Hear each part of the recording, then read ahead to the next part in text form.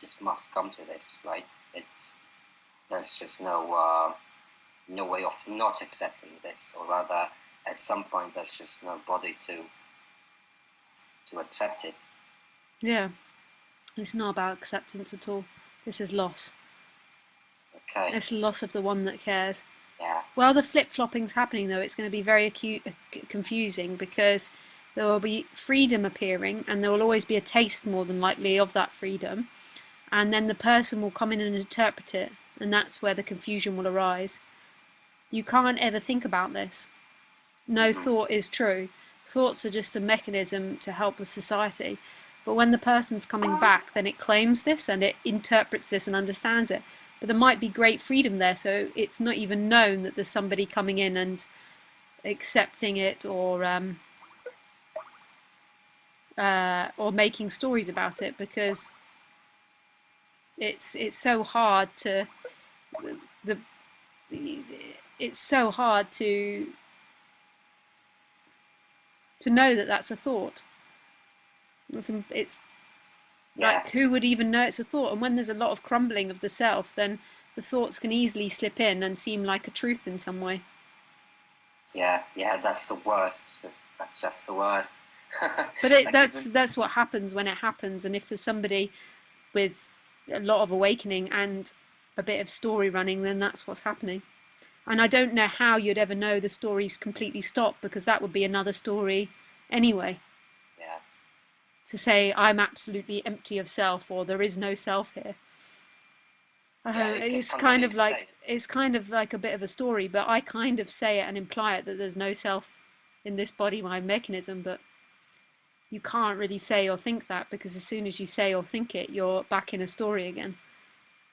I can just describe things, but I can't be adamant and certain about things, and I have to implode everything I've said. Really? I have to destroy everything I've said, because I can't speak any truths.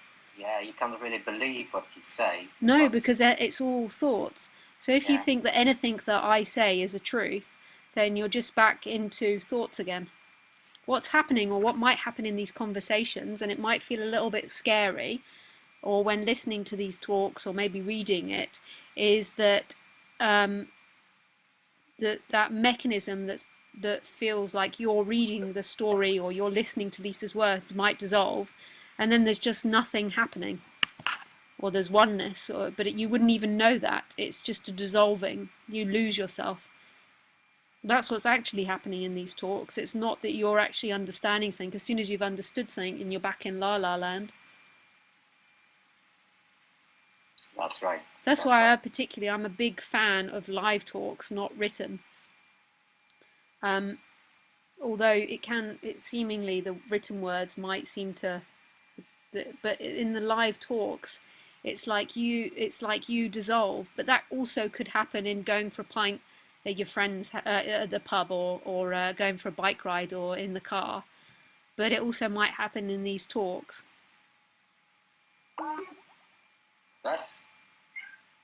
That's fine, I guess, but yeah. I'd love to say these talks are more it, but how could that be it? But it might be resonating in these talks, and then some form of knowing that beyond the thoughts. But that's all a bit in fairyland. Yeah, but basically to the mind, let's say to the separate self, if we were to call it, it is devastating, isn't it? It's absolutely devastating, because you're now going to lose your mother and all the people that you knew.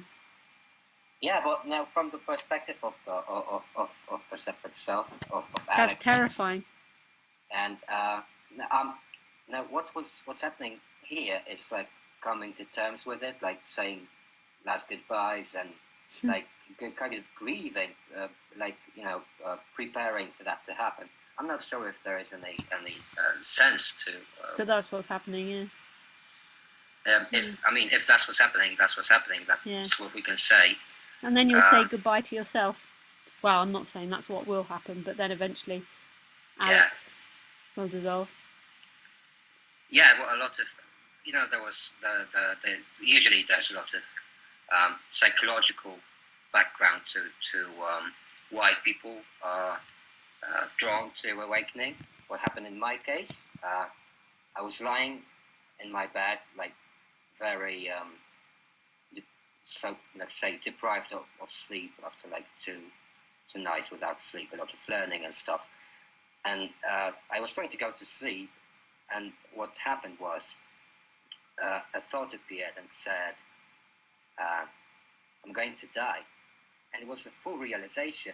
Like, it was just a thought, like, oh, fuck it, let's go to sleep. It was a complete realization of that impending fact, and there was just no control over it. It just stayed with me. And the next day, I had to write some tests, and I have no idea how it happened that it went well, but it did, which is nice. But I looked around, and all those people around, let's say, people, what I thought at that time was, how do you people not know? How do you people don't know that you're going to die, really? Well, it wasn't really comforting at that point. It's kind of funny, isn't it, that society just carries on, and they're like gathering all these things, and they never comprehend it. But that's what's happening. If that's what's appearing, it's not anybody's choice. And the idea that that story makes sense. The idea that you also know anything about what led to that moment where it all collapsed, even if the thoughts were about death, you don't know what led to anything. It could be that you bumped your head and didn't notice. You just don't know any of that. It might not have ever happened. You can't conclude any of it. You can't make sense of this at all. But you don't really have to. No. You don't really feel like it, do you? No, and it doesn't really matter. Yeah, it's just crazy as well. We're just sat here at the end of the day, like. There's another thing I wanted to ask you about, and you might find it. Well, I don't know what you find it like. Anyway, I just got it written somewhere there because. Right, so from the perspective of full awakening, death of the separate self. I don't know what full awakening would be. Okay, no, bad wording. What would you say full awakening is? Yeah, well, I think that's an impossibility, full awakening. There can just be a collapse to the point where somebody doesn't know where they are anymore. That's it. I don't know if you call that full awakening or just being an idiot. Yeah. Everyone's like, "Who are you? Are you liberated?" And you're like, like, "Are you not liberated?" Like, what are you talking about, right? You wouldn't know. You wouldn't know that you're fully liberated. It would be impossible. Yeah. So, my question is, at least I hope that you have experience in this area. Let's say, with a separate self dying. Yeah. A lot of desires. At least, let's say, desires that originated from the separate self, they die with it. Yeah. One of those desires could be the desire for sex and for love. Now, once you see everything as one, because that's what it is in my case, just one self in front of you, just one thing happening, really. There is no kind of like discernment between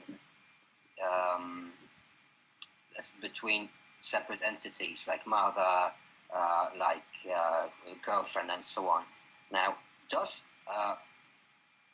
this mean that desires for sex dissolve as well?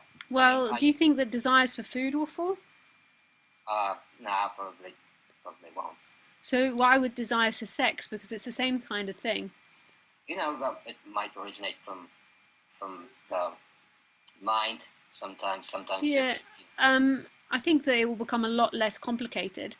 But the natural desires of the body will still carry on, like the desire for food, the desire for sex if you're in a younger body will carry on, or reproduction. not reproduction, um, uh, for reproduction. That's really funny. Okay. Yeah. Reproducing will carry on because that's the way the body mind set up. You always just look to animals for this. Yeah. Like animals don't have a personal sense of self, and they eating and bonking or having sex, and two swans can stay together their whole life, but it's not a personal entity in relationship with another personal entity. It's just the body mind mechanism acting out its programming. But you'll never know what that programming is specifically to each body mind mechanism. So you might find more body mind mechanisms have less desire to have sex, and you might find some body mind mechanisms are gay, which can't have children, but there still might be that programming in there. You never really know it, but it's kind of working its way out, and you don't need to know it either. And any assumptions that you make will always get they'll always get knocked down. Life is very compassionate like that. So if you think, oh, I'm over sex now, then you'll have a partner brought into your life where you want to have sex all the time. It's always like that, life. You're like, yes, no, I've got past the point of eating or sex, and then someone will be the most amazing cook or the amazing lover, and you'll be like, huh, okay, so that still happens. Like you can't make, as soon as you make any conclusions, you're back into that person. We just don't know what's going to happen. And you don't need to know. You don't need to know. It will happen the way it happens. Well, at least I hope sex is as pleasant. I mean, it won't belong to anybody. That's because, well, oh, yeah, that's really sweet. I love your honesty there. You hope it will be as pleasant. Yeah, well, what is there to hide? Like, really. That's so cute. I love it that you said that. Now, you know what I mean? It's some people say that most pleasure taken out from sex is in the mind, really, and not in the physicality of it. So if there is nobody doing it, really, because there is nobody doing it, it just happens. Is it still as pleasant?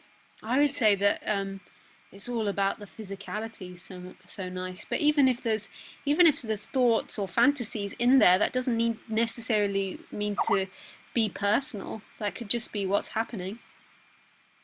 Like it doesn't need to. We just have no idea in the end, and it's just happening. And thoughts can still arise, and images can still arise, but it doesn't belong to anyone anymore. And it's not your completion having sex or not having sex. It's just it's a pleasure. But I find making love is a very physical thing, but maybe for other people it's completely different. And to take that as the norm would just be to try and be something.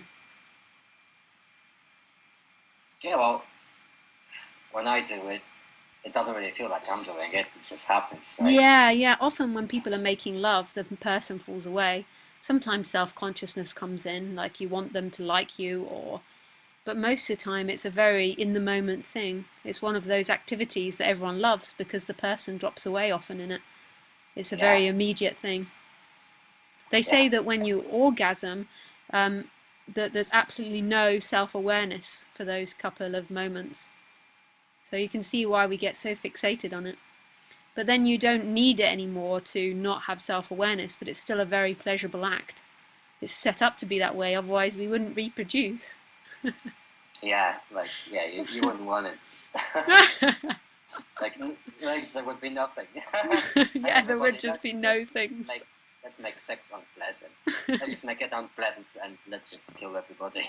Yeah, the whole world would just go. Yeah. Crazy. Okay. Yeah, well, guess that's all I needed to know, at least at this point. Yeah. Well, if you've got any more questions, just call back. Yeah. I love talking with people. That's my favourite, because then you can have really spontaneous back and forwards rather than it's a bit planned sometimes when people are writing it. Yeah, too much thinking. Yeah, it's very sweet. Like I just loved your comments there. I've forgotten them now, but I feel the laughter from it. Comments? Yeah, there were some things that you said that really tickled me. I liked it. Your honesty. Nice. That's nice. Yeah. That's nice. Okay.